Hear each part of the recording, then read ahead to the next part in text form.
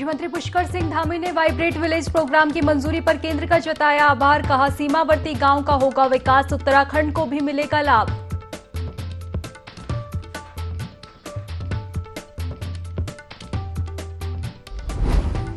चारधाम यात्रा को लेकर मुख्यमंत्री कल करेंगे मीटिंग, तैयारियों का लेंगे जायजा। यात्रा में पिछले साल से ज्यादा श्रद्धालुओं के आने की उम्मीद।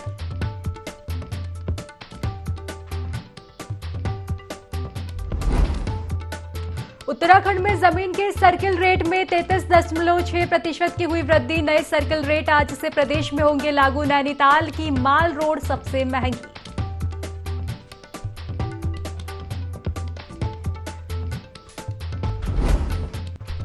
गैरसैंण में बजट सत्र से पहले शुरू हुई सियासत। कांग्रेस ने सत्र की कम अवधि को लेकर उठाए सवाल तो बीजेपी ने कहा, गैरसैंण के विकास के लिए सरकार लगातार कर रही काम।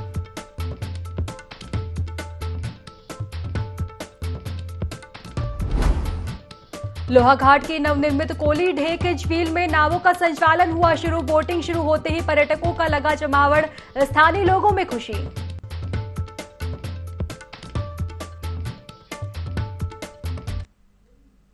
नमस्कार, बहुत बहुत स्वागत है आपका देवभूमि लाइव में और मैं हूं आपके साथ खुशी व्यास। रुक कर लेते हैं खबरों की और आपको बता दें कि उत्तराखंड विधानसभा का बजट सत्र गैरसैंण में होगा। 13 मार्च से 18 मार्च तक चलने वाले बजट सत्र को लेकर सियासत गर्मा गई है।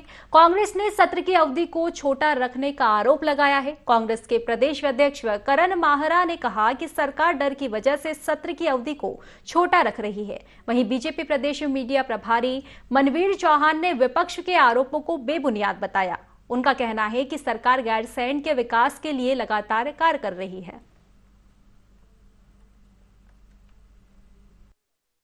सरकार लगातार बच रही है, कहीं वीआईपी का नाम सामने ना आ जाए, कहीं उस सफेद पोस्ट नेता का नाम सामने ना आ जाए जो हाकम सिंह और इनके मंडल अध्यक्ष का संरक्षक है। और एस राजू ने जो कहा है कि सफेद पोस्ट नेता मुझे जांच से रोक रहे हैं, वो बात कहीं खुल ना जाए, इस डर से सरकार सत्र लंबा नहीं चलाना चाहती है, जो बहुत गंभीर है। इन्होंने गैरसैंण को ग्रीष्मकालीन राजधानी बनाया।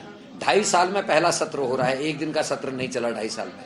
और अगर वाकई में इसको ग्रीष्मकालीन राजधानी बना रहे और लोगों की आंखों में धूल नहीं झोंक रहे हैं तो इनको सरकारी कार्य वहां से करना चाहिए। बजट सत्र को गैरसैंण में आयोजित किया जा रहा है और सरकार के द्वारा 13 मार्च से लेकर 18 मार्च तक विधानसभा सत्र की तिथि घोषित की गई है और उसके बीच में कार्यमंत्रणा की बैठकें भी होती रहती हैं।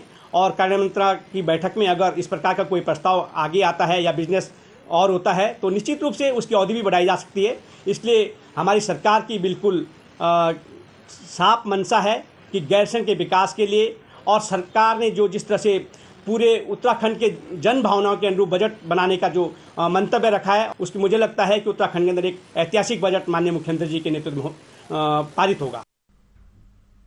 लोहाघाट की नवनिर्मित कोली टेक झील में नावों का संचालन शुरू हो गया है। मुख्यमंत्री धामी ने इसका वर्चुअल शुभारंभ किया।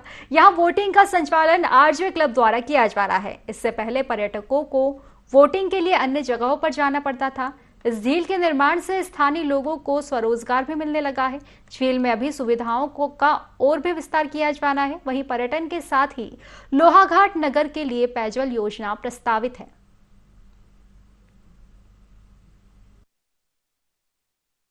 जैसे हम कहते हैं नैनीताल जा रहे हैं लोग, तो हम कहेंगे एक बार यहाँ पे आके देखें और वहाँ से ज्यादा अच्छा यहाँ फील आएगा। बहुत ज्यादा दूर है बट हमें यहाँ ज्यादा अच्छा लगा, नैनीताल के जैसा है सेम। तो आप यहाँ आके एक बार देखिए, यहाँ पे झील भी बहुत सुंदर है। आपको वही फील यहाँ पे मिलेगा जैसे आपको नैनीताल में मिलता है, सेम वही यहाँ पे मिलेगा। कोली ढेक झील में नाव का संचालन हो चुका है। आरजे वोटिंग हब पूरे पर्यटकों के लिए सारी सुविधाएं दे रहा है। पर्यटन के लिए नाव में घूमने के लिए, कोली झील को देखने के लिए लोहाघाट में आ रहे हैं। और आरजे वोटिंग हब पर्यटकों की सुरक्षा के लिए लाइफ जैकेट की सुविधा कर रहा है। आने वाले समय में और सुविधाओं को देखते हुए और चीजें भी यहाँ पे सुविधाएं करेगा।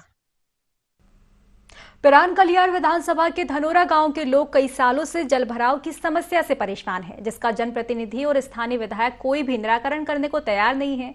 बता दें, मुख्य मार्ग पर जलभराव की समस्या काफी सालों से बनी हुई है, जिसके चलते पूर्व कैबिनेट मंत्री एवं हरिद्वार विधायक मदन कौशिक इससे होकर गुजरना पड़ा। जब मीडिया ने जलभराव और विकास को लेकर पूर्व कैबिनेट मंत्री मदन कौशिक से बात की तो उन्होंने जलभराव की समस्या को जल्द से जल्द दूर करने की बात कही है।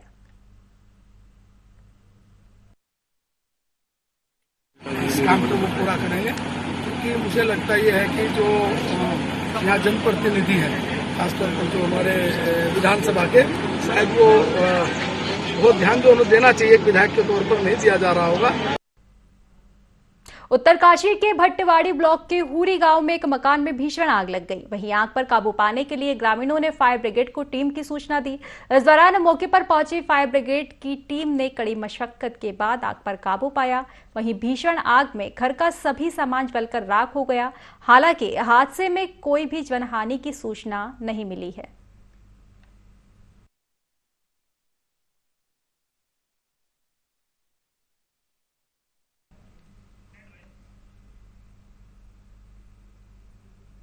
कोटद्वार में एक बार फिर रफ्तार का कहर देखने को मिला है, जहां देवी रोड पर एक बाइक अनियंत्रित होकर दीवार से जा टकराई। इस हादसे में बाइक सवार युवक गंभीर रूप से घायल हो गया, जिसके इलाज के दौरान मौत भी हो गई। दरअसल युवक पेट्रोल पंप से अपने घर जा रहा था, तभी उसकी बाइक अचानक अनियंत्रित होकर दीवार में जा टकराई। वहीं पुलिस ने पंचनामा कर शव को परिजनों को सौंप दिया है।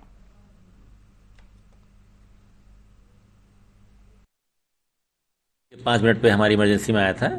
आकाश नेगी बच्चा था, 25 साल उम्र उसकी बताई जाती है, 22 साल, और ब्रॉड डेड था, मृत अवस्था में ही आया गया था। उसका एक मित्र उसको लाया था, उसी समय उसको हमने टैकल किया तो हमारे मेडिकल अफसर ने बताया कि ब्रॉड डेड था। एक्सीडेंटल केस है, मोटरसाइकिल से बच्चा जा रहा था, उसमें ही दुर्घटना हुई है। जनपद उत्तरकाशी के पुरोला नगर पंचायत में बसंत महोत्सव की धूम देखी जा रही है। बसंत महोत्सव कार्यक्रम में शामिल होने के लिए दूर दराज से ग्रामीण पहुंच रहे हैं। वहीं नगर पंचायत ने इस बार लोक संस्कृति को बढ़ावा देने के लिए सभी स्थानीय लोक कलाकारों को मौका दिया है, जिसमें रवाई घाटी के पुरोला, नौगांव, मोरी के 75 स्थानीय संगीतकारों का सुर आकर्षण का केंद्र बना हुआ है।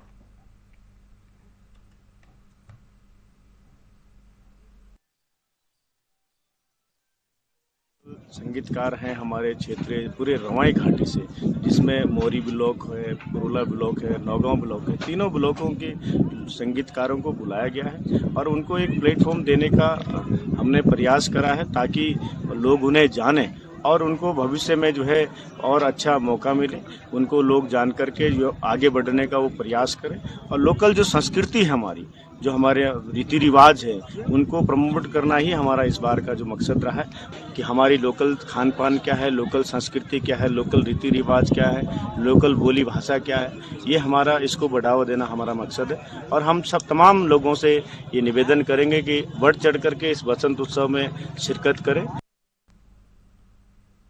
केंद्रीय मंत्रिमंडल ने देश के उत्तरी सीमावर्ती इलाकों के विकास के लिए केंद्र पोषित वाइब्रेंट विलेज प्रोग्राम को मंजूरी दे दी है, जिस पर 4,800 करोड़ रुपए के खर्च का प्रावधान किया गया है। वहीं केंद्र की इस योजना से राज्य को भी काफी लाभ मिलेगा। इस बीच मुख्यमंत्री पुष्कर सिंह धामी ने कहा कि जिसे देश के अंतिम गांव के नाम से जाना जाता था, उन्हें पहले गांव की संज्ञा प्रधानमंत्री नरेंद्र मोदी ने दी है, जिसके लिए ये योजना कारगर साबित होगी।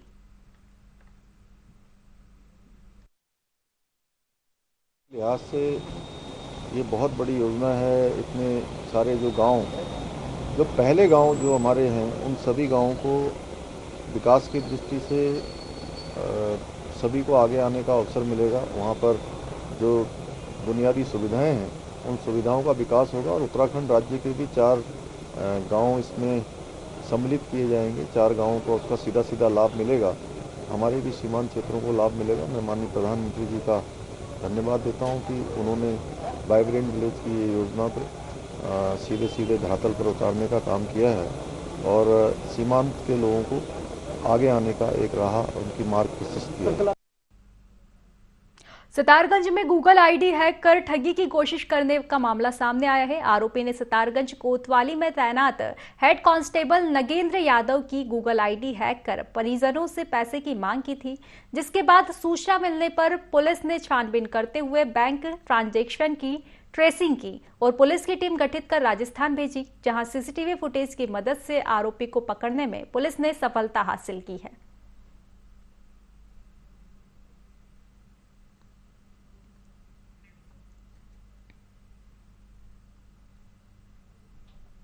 श्री हेमकुंड गुरुद्वारा प्रबंधन ट्रस्ट ने गोविंद धाम घांगरिया स्थित गुरुद्वारा और अन्य परिसंपत्तियों की वर्तमान स्थिति का जायजा लिया। वरिष्ठ प्रबंधक सरदार सेवा सिंह ने बताया कि इस बार गुरु आस्था पथ पर घांगरिया से करीब 1.5 किलोमीटर नीचे रामढूंगी पॉइंट पर उन्हें ग्लेशियर का दीदार हुआ है। घांगरिया में अभी काफी बर्फ है। फिलहाल अभी वहां गुरुद्वारा घांगरिया का जायजा ले रहे हैं। बाकी घांगरिया से ऊपर के आस्था पथ पर क्या स्थिति होगी, ये श्री हेमकुंड साहिब धाम की रेकी करने के बाद ही पता चलेगा।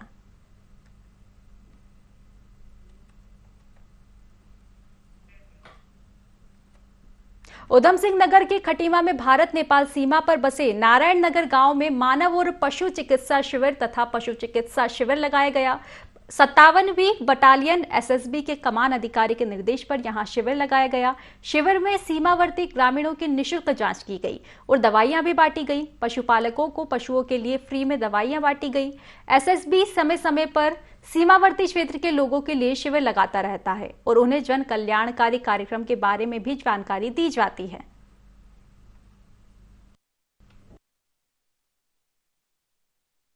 जो प्रोग्राम है, बहुत प्रोग्राम गांव के लिए देखता है। उसमें एक हमारा जो माध्यम है medical civic action, veterinary civic action, मतलब गांव में जाकर हम जो है पशु को और आदमी को जो दवाई देते हैं, हम उसको इलाज करते हैं। उसका एक आइटम है विलेज, यही का नहीं, हर जगह में हम जाते हैं। और जो वेटरनरी से डॉक्टर आते हैं, मेडिकल भी, वेटरनरी भी, और गाँव में जाकर हम जितना पशु है, जो आदमी है, उसको इलाज करते हैं। जो प्रोग्राम है जैसा कि बी कीपिंग, देन आपका जो है goat farming, then piggery farming, farm animals का, इसका साथ साथ जितना भी जो प्रोग्राम होता है गांव के लिए स्किल डेवलपमेंट के लिए हम प्रोग्राम चलाते हैं। औली में प्रस्तावित राष्ट्रीय शीतकालीन खेल रद्द हो गया है। दरअसल कम बर्फबारी के चलते यहां निर्णय लिया गया है, जिससे गेम्स आयोजकों, स्कीइंग प्रेमियों सहित औली के पर्यटन कारोबारियों में मायूसी छा गई है। स्की एंड स्नोबोर्ड एसोसिएशन के सचिव संतोष सिंह ने यहां जानकारी दी है। बता दें, इस बार आर्टिफिशियल स्नो मेकिंग सिस्टम लगाया गया था, जिससे आयोजकों को खासी आस थी, लेकिन इससे भी स्नो नहीं बन पाई है।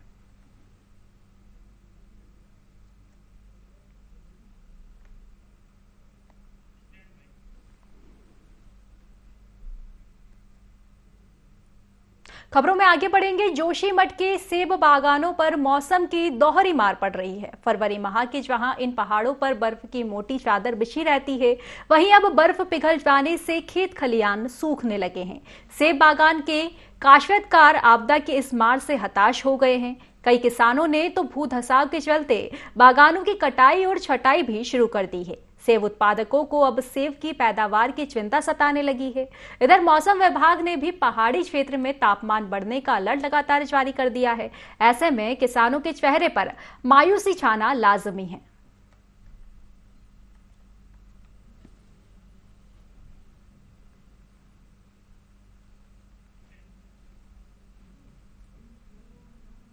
तो चंपावत जिले में फायर सीजन की शुरुआत हो चुकी है। जिले के लोहाघाट रेंज में वन अग्नि रोकने के लिए वन विभाग ने प्रयास शुरू कर दिया है, जिसकी जानकारी लोहाघाट रेंज के रेंजर दीप जोशी ने देते हुए बताया कि फायर सीजन की शुरुआत हो गई है। वन अग्नि रोकने के लिए वन विभाग ने लोहाघाट, खिलपति, गुरोल और रोसाल में 4 क्रू सेंटर बनाए हैं, जिनमें वन कर्मियों और फायर वाचरों को तैनात भी किया गया है। साथ ही कहा कि इस बार क्षेत्र में बरसात न होने के कारण वनाग्नि की घटनाएं बढ़ सकती है, जिसके लिए कर्मचारियों को भी अलर्ट पर रखा गया है। साथ ही समय समय पर ग्रामीणों को वनाग्नि को लेकर जागरूक भी किया जा रहा है।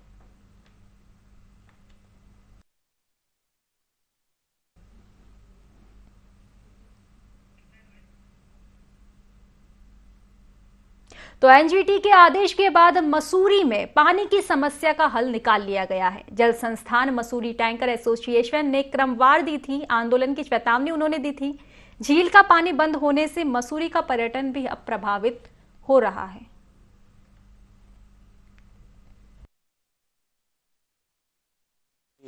इलीगली विड्रॉल हो रहा था, उस पर एनजीटी द्वारा प्रतिबंध लगाया गया है। आज की जो ये बैठक थी, विशेष रूप से ये बैठक थी जो धरना प्रदर्शन के लिए और भूख हड़ताल के लिए जो एक ज्ञापन दिया गया था, तो उन्होंने आज इस बैठक के माध्यम से अपना धरना प्रदर्शन स्थगित किया है।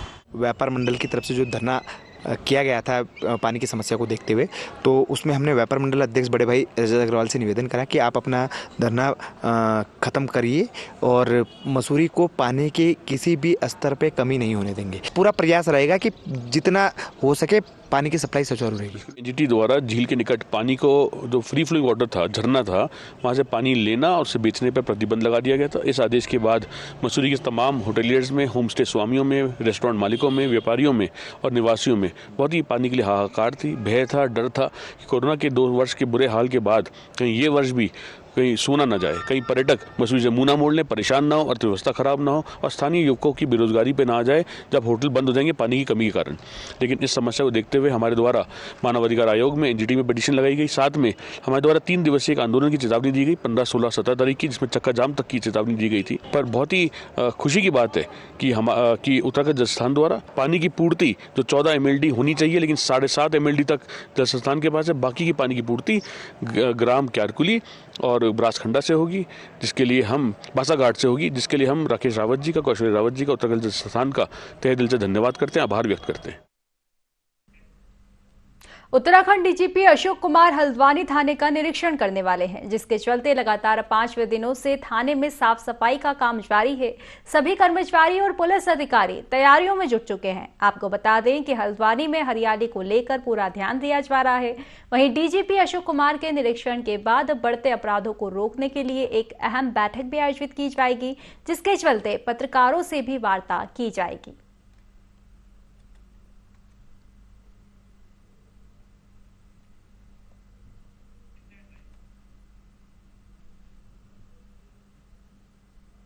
राजधानी देहरादून की सड़कों से सरकार जहां एक तरफ पुराने ऑटो को हटाने की बात करती है, तो वहीं दूसरी तरफ बिना परमिशन के देहरादून की सड़कों पर ई रिक्शा दौड़ाए जा रहे हैं। कई ई रिक्शाओं को तो परिवहन विभाग ने परमिशन तक नहीं दी है। वहीं सिटी बस एसोसिएशन के अध्यक्ष विजय डंडरियाल ने परिवहन विभाग पर आरोप लगाते हुए कहा कि पहले भी परिवहन विभाग से कई बार अपील कर चुके हैं कि दून की सड़कों में दौड़ाने वाले ई रिक्शा के ऊपर लगाम लगाई जाए। इसके बावजूद परिवहन विभाग ने अब तक ई रिक्शा के ऊपर कोई भी कार्यवाही नहीं की है।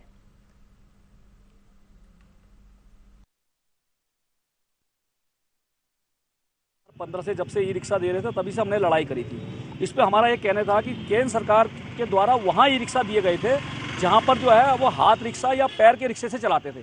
लेकिन आपने देखा होगा देहरादून या पहाड़ी क्षेत्र में कहीं भी पहले भी जो है ई रिक्शा नहीं चलते थे। लेकिन कहीं ना कहीं अधिकारियों की मिली भगत से जो ई रिक्शे बाजारों में उतारे गए और आज भी जब ई रिक्शा का नोटिफिकेशन हो रखा है लेकिन तब भी ई रिक्शा चले, तो कहीं ना कहीं मैं तो कहता हूँ मिली भगत है। नहीं तो आप किसी भी ई रिक्शा को देख लोगे जो पुराने 2000, 2500 तक की सीरीज के जो ई रिक्शा है, ना तो उनको आपको इंश्योरेंस मिलेगा, ना ही उनकी फिटनेस मिलेगी। अगर कल को ईश्वर ना खास्ता कोई कैजुअलिटी हो जाती है तो वो जिम्मेवारी किसकी होगी ये भी नहीं पता चलेगा।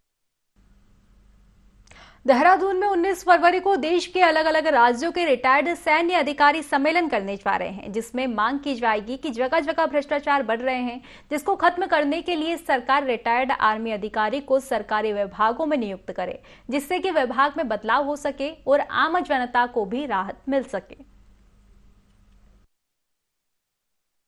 19 फरवरी को रविवार के दिन ये भानियावाला में अठूरवाला क्षेत्र में ये हो रहा है और इसमें हमारे प्रदेश के राज्यपाल माननीय जनरल गुरमीत साहब वो हमारे मुख्य अतिथि हैं। उत्तराखंड पूर्व सैनिक निगम ये बेसिकली इसीलिए बनाया गया है कि फौजी इसमें जो हैं जो जल्दी रिटायरमेंट आ जाते हैं उनको एक और काम करने का मौका मिले और वो एक डिसिप्लिन फोर्स होता है, एक ट्रेन फोर्स होता है, उसको कहीं पर भी लगाया जाए तो वो अपना काम बखूबी करेगा।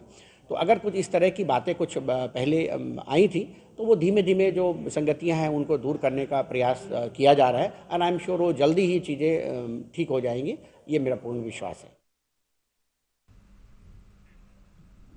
मुख्यमंत्री पुष्कर सिंह धामी ने गढ़वाली फिल्म यू कनू रिश्ता का टीजर लॉन्च किया। यह फिल्म देहरादून के सिल्वर सिटी मॉल में 27 फरवरी को रिलीज होने वाली है। मुख्यमंत्री पुष्कर सिंह धामी ने कहा कि यह फिल्म उत्तराखंड के परिवेश, संस्कृति और धरोहर को देश विदेश में प्रसारित करने का काम करेगी। उन्होंने फिल्म की सफलता के लिए पूरी टीम को बधाई दी है। डॉक्टर निशंक ने उपन्यास छूट गया पहाड़ पर यहाँ फिल्म बनी है। अपनी छात्रा के इलाज के लिए संघर्ष करती शिक्षिका की यहाँ पूरी कहानी है, जो नारी सशक्तिकरण और बेटी बचाओ बेटी पढ़ाओ के साथ उत्तराखंड की सैन्य परंपरा को भी दर्शाती है।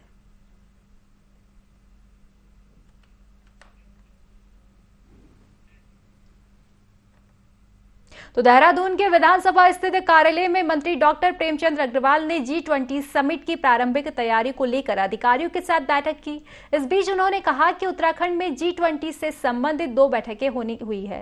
पहली बैठक 25 से 27 मई को होगी, वहीं दूसरी बैठक 26 से 28 जून को आयोजित की जाएगी। साथ ही उन्होंने कहा कि हमारी सरकार और अधिकारी G20 की बैठक की तैयारियों को लेकर पूरी तरह से प्रतिबद्ध है। हमारी संस्कृति अतिथि देवो भवो की रही है। वहीं G20 समिट में शामिल होने वाले डेलीगेट्स का जॉली ग्रांट एयरपोर्ट पर भव्य स्वागत किया जाएगा।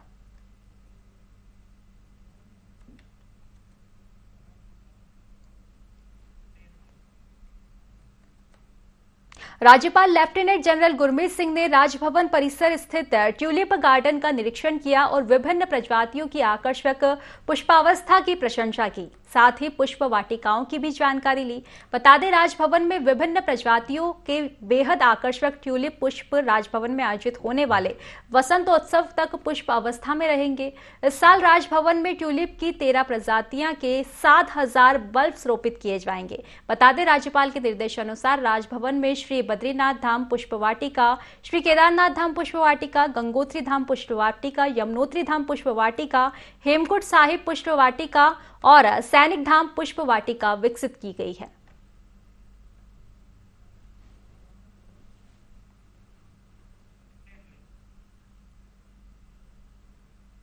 अगली खबर की ओर रुख करेंगे। बता दें कि उधम सिंह नगर में वरिष्ठ पुलिस अधीक्षक के निर्देश पर चेकिंग अभियान चलाया जा रहा है, जिसके तहत पुलिस ने एक आरोपी को गिरफ्तार किया है, जिसके कब्जे से पुलिस ने चोरी की 4 मोटरसाइकिलें बरामद की है। इस बीच पूछताछ में आरोपी ने बताया कि मोटरसाइकिल गदरपुर और काशीपुर क्षेत्र से चोरी की गई है।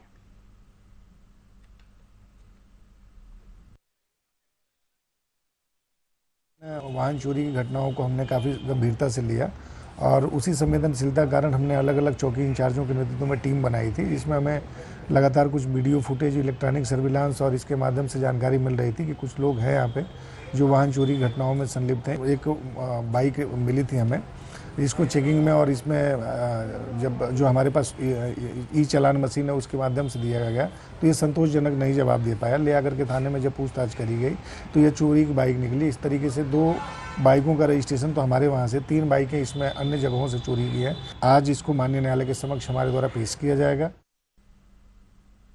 लोहाघाट के रेंजर दीप जोशी के नेतृत्व में लोहावती नदी में सफाई अभियान चलाया जा रहा है, जिसमें बड़ी संख्या में लोग कूड़े निस्तारण का कार्य कर रहे हैं। इस बीच रेंजर दीप जोशी ने बताया कि नमामि गंगे मिशन के तहत यह सफाई अभियान चलाया जा रहा है, जिसमें 5वीं वाहिनी, एसएसबी चंपावत, 36वीं वाहिनी, आईटीबीपी सहित पीजी कॉलेज की छात्र छात्राओं के द्वारा सहयोग किया जा रहा है। साथ ही उन्होंने कहा कि लोहावती नदी लोहाघाट नगर के साथ साथ ग्रामीण क्षेत्रों में लाइफलाइन है। इससे नगर क्षेत्र के लोगों को पेयजल के अलावा किसानों के खेतों को पानी मिलता है। इसे साफ और स्वच्छ रखना हर नागरिक की जिम्मेदारी भी बनती है।